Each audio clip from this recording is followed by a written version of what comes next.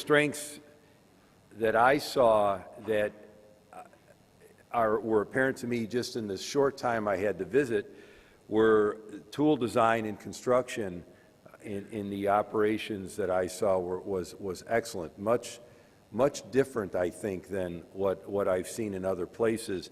It seemed to be a Mies van der Rohe, which is a famous architect in Chicago approach, which is a form fits the function type of approach to die design, which I think serves well.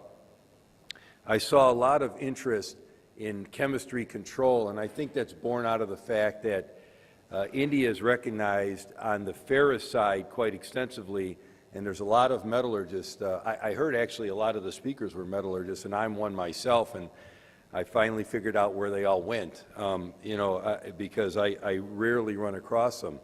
And I think understanding metallurgy and the control of chemistry in aluminum in die casting is very important, and because of what's to come in the future with high-strength structural die castings, customized alloy compositions, and the like.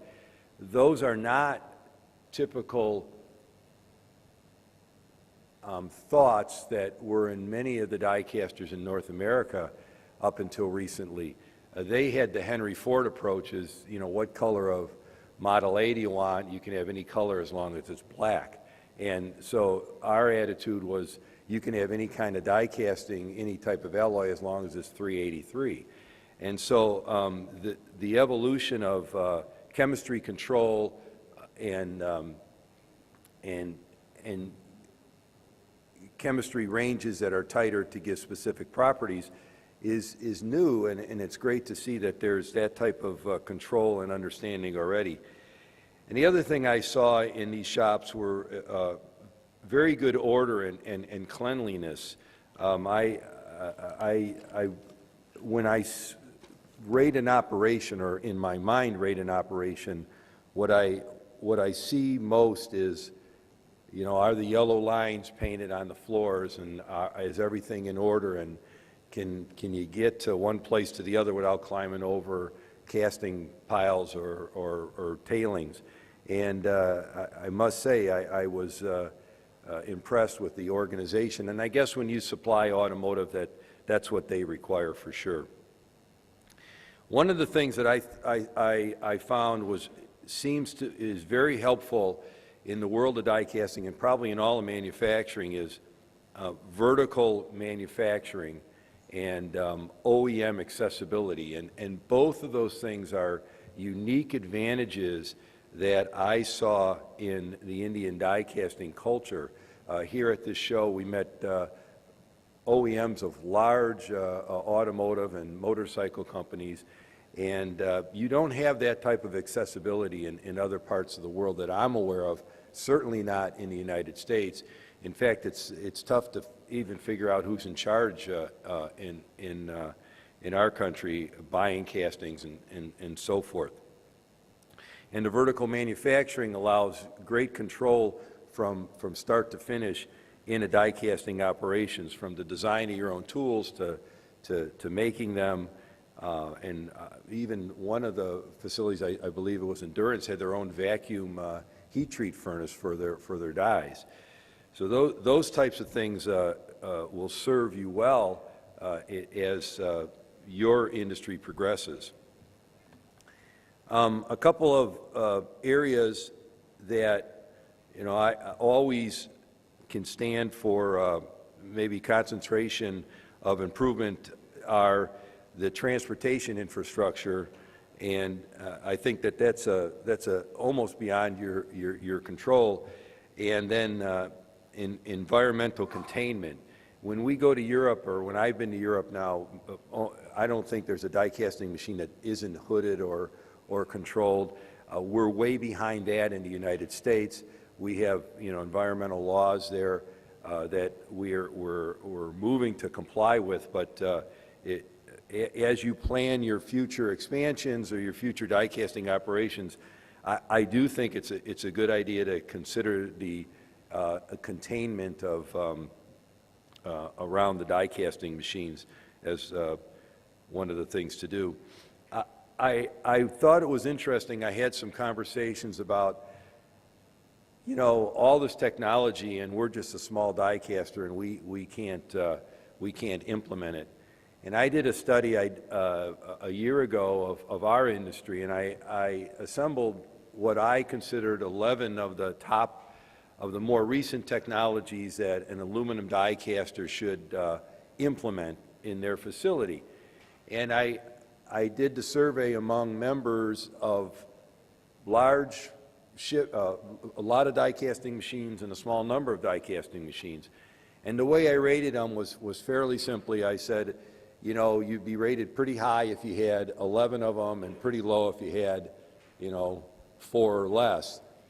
And you would think that the way the graph would look is that the guys that didn't ship a lot of aluminum were smaller operations, had lower technology, and the guys with lots of metal poured rated high. And in fact, it was an equally distributed graph where smaller operations just had as many technologies as some of the larger operations, and there were larger operations that didn't have the technology level that they should, and some smaller ones that shouldn't. And I contend that those guys are at risk. And the guys that maintain the higher technology level, whether they're big or small, are not at risk, because that's where you have to be on the front end of the curve and not on the back. Some of the technology, I was asked to talk about some of the technology priorities that NADCA is focusing on, and it's beyond some of the things that we heard here. And so it'll kind of give you an insight on the direction that we're taking with our research.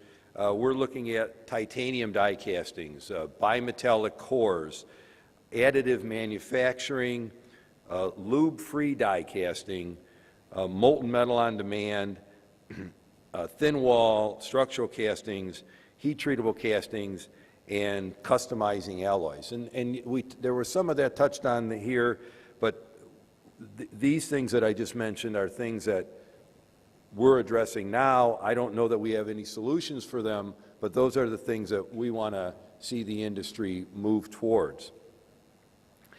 I think I mentioned, you know, technology is available and accessible, and really the challenge is the implementation of that technology into your business. And don't use the excuse of the size of business you have. So I wanted to also talk a little, just briefly about our industry in the United States. We have about 375 die casters that do aluminum die casting, and the average size is about 15 machines with 140 employees. There were a couple myths that I heard about our industry that are simply not true. One of them I'll dispel immediately. We like 8-cylinder cars still, even though they sell 4-cylinder cars there. So while I'll respectively disagree that we're looking at 4-cylinder cars, and that's what we like. We don't like that. We like big 450 horsepower monstrous cars to drive real fast on the highways. But in die casting, while our number of operations have decreased over the last number of years, in 1960, for instance, we had over 1,200 die casters, and as I mentioned, we're down to about 450 as a total population now, which is about 1/3. In that same period of time, we doubled the amount of aluminum production. So we've become much more productive in our operations. There's a lot less smaller die casting operations out there because there's a critical mass to reach when you talk about manufacturing and the type of manufacturing we need to do. We make money just as you make money if you run 24 hours a day, 7 days a week on a machine. So actually, that's a myth that we're actually growing, and we've doubled our production in the last 40 years. Environmentally, also, I mentioned we're behind. We should have environmental capture, but I know of no die casting operation that has been closed or have any repercussions from any type of environmental problem. Certainly, inspectors have come in, certainly they found issues, but our environmental regulations are real tough, and we work very hard to maintain them, and nobody's business is currently at jeopardy that I know of because of environmental. 67% of our industry is automotive, the aluminum industry, and another 10% is engines that are non-automotive, and the rest are power tool, lawn appliances, lawn and garden, and so forth. I was asked to talk about some of the markets, and a couple of the markets that are going to grow in the United States besides automotive, which I'll touch on in a minute. Because we're an aging population in the United States, the sports and leisure markets and the medical markets are two large markets that we think will get larger in the near future, because those are the types of things that we're going to need in our population. Automotives are going to continue to grow. In 2012, there was a figure up here of 60 million automobiles. Actually, it's going to reach 65 million automobiles this year in 2012. And by 2020, which is 8 years from now, it's projected that 107 million automobiles will be produced worldwide. That is a 42 million unit increase over what this year brings. So if you're busy now doing automotive production, you're going to be just as busy and even so more in the future. And part of those projections and that large growth deals with the growth in the Indian market, which currently is expected to go from about 3 million to over 8 million in the next 8 years. The other good thing about die castings or castings is the growth, and I'll give you a number here that I found out a report and I didn't see it. Currently, there's about 114 pounds of die casting in the average automobile. By 2020, it'll be 146 pounds, so there's another 30-some pounds. And for those of you in low pressure or permanent mold or sand casting, currently there's about 164 pounds of aluminum castings in an automobile, and that's going to grow to 190 pounds. And none of this is taken into account the growth of structural die castings in the future. So I think, you know, from what I've seen here in India, it's changed my perception of what I thought I would see as compared to what I have seen and heard. And it's to the better. I think your future is bright, and I think if you plan your technology and the markets well, you're going to shine for years to come. And I look forward to that growth, and I actually look, even though I'm leaving tonight, I look forward to returning. So that's my part of talking, and then I want to hear any questions that you might have about our industry or anything else. So give me some questions.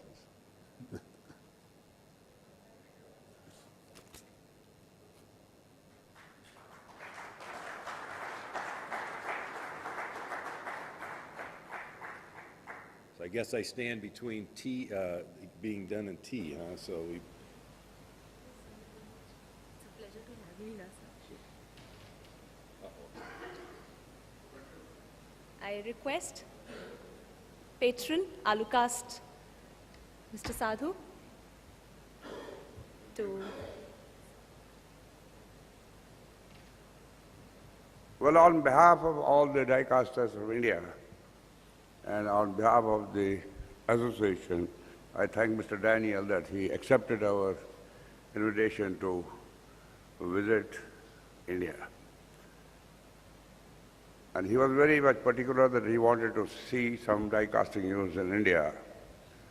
But no doubt it was a very hectic program, and we could make it possible that he visited Jai Hind in Pune and Endurance again in Pune. Then unfortunately, His flight was delayed by about 4 hours from Pune to Delhi. It is courtesy Dilip Panjikar, who is responsible for the delay of the flight. Anyway, I had arranged a visit to Maruti Suzuki and Sunbeam Auto, but we had to cancel his visit to Maruti Suzuki, which everybody knows is the #1 car manufacturer in India, and they've got a beautiful die casting shop. But unfortunately, we could not make it. What he saw at Jai Hind and what he saw at Endurance, I don't have much idea about it. But when he visited Sunbeam Auto, he gave a very simple comment that it is as good as the American foundry. And thanks a lot for that comment. And he had the same impressions about Jai Hind and Endurance. And now this complete association is trying to make a link between NADCA and ALUCAST.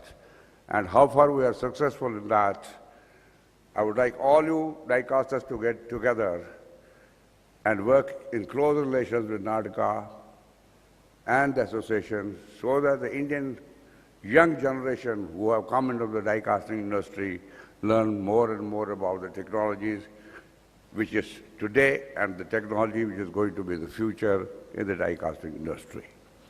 I once again, on behalf of the association and personally from my own side, who is now shortly hanging his gloves from the industry, I thank him once again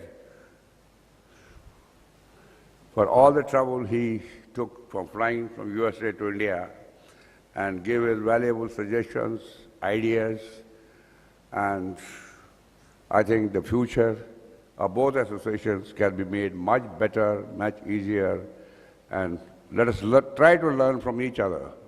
And this is the right time that we should join hands and make the two associations worldwide known. Thank you very much, all of you, and I wish all the die castings in all over the world the best things to come in. As I know that most of the die casting industries are living on the automobiles. And what is going on in the world today is the green technology, how they are going to reduce the weight of the car, how they are going to save the gasoline and whatever you call it available in the world. So the aluminum has a bright future. And I assure you that next 5-10 years, you will find a revolution in the automobile industry, and most of the components which are today in steel or in some other metal may be converted into aluminum, and all you die casters all over the world have to be ready for that. Thank you very much, all of you, and immediately after this, please join us for the tea. Thank you very much, all of you.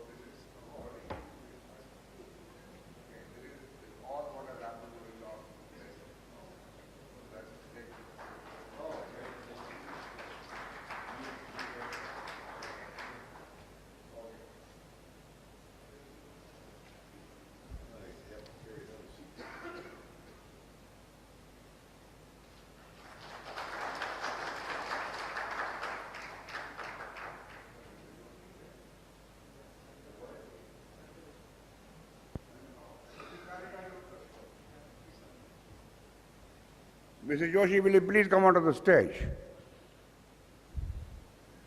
Well, she's a young lady who has taken up the die casting, and I'm really proud of her. She's working in Jai Hind. I will wish you that you present the bouquet to the president of the NADCA.